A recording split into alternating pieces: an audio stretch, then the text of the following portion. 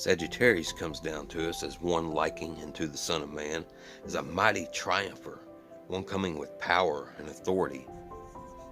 With Psalms 45:3, gird thy sword upon thy thigh, O most mighty, with the glory and thy majesty. And in thy majesty ride prosperously, because of truth and meekness and righteousness. In thy right hand shalt teach thee terrible things. Thine arrows are sharp in the heart of the king's enemies, whereby the people fall under thee. Sagittarius is just not a story of the past. It come to life for us this year in 2020. Some war in the Shaman has been playing out.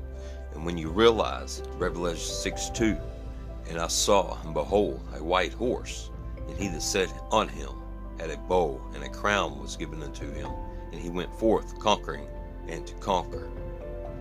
You see that the war in the Shaman that has been going forth in Sagittarius come to life right before our very eyes. The Hebrew name of Sagittarius is Kasith, which means the archer. The Arabic name is Al-Qas, meaning the arrow, and in Coptic it is Pamerika, the beauty of the coming forth. The story of his mighty triumph comes with his arrow, his single arrow pointed directly at the heart of the scorpion.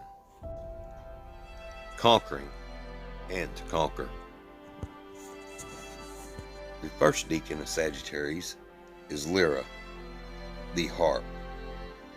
Praise prepared for the conqueror. This both happens in 2020. Lyra is a constellation that is a story in the making, waiting to come to pass here on earth. First, in the near future, as the war in the Shaman is ended and the rejoicing happens. And secondly, at his second coming, when he gathers the sheep. One of the brightest stars found in the whole entire Shaman belongs to Lyra. Its name is Vega. It means he shall be exalted. Lyra contains a bright star called Shalak, meaning an eagle, showing once again the mighty enemy to the serpent. The second deacon we have for Sagittarius is Ara, the altar, turned upside down with fire seemingly pouring out upon the earth as though judgment is complete.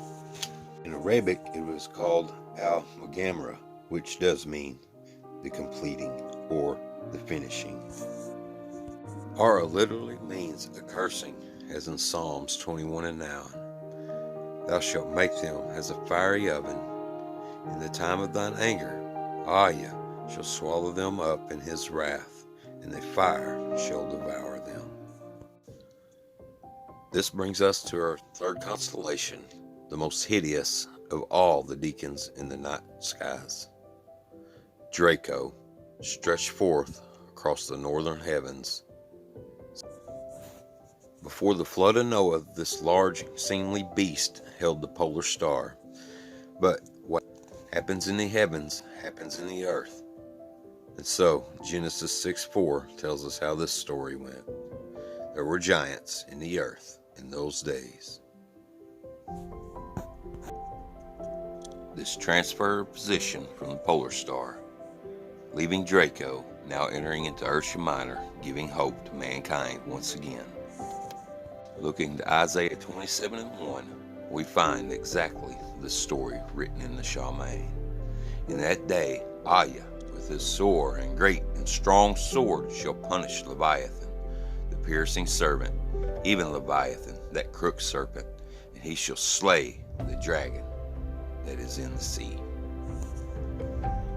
In the Dendera, he is shown as a serpent named Herphent, which means the serpent accursed. The brightest star in Draco is called Thuban, the subtle. More than likely, the subtle one from Genesis, the one in the garden deceiving mankind. Another bright star found in Draco is called Rastaban in the Hebrew, and it means the head of the subtile serpent. In Arabic, it is called Al-Wayed and means who is to be destroyed. He also has a star named Athenian, the long serpent or dragon. The Aramaic would come up with three more stars: Al-Dib, El-Arik, and El-Ashai. These all mean together the reptile, the fraudful, and the bowed down. Here we come to the conclusion of Sagittarius, one likened unto the Son of Man, found worthy to open the seals, with the praise of a great multitude on the earth and in the heavens, and the fire prepared to be cast down to the earth for the final feat of the dragon.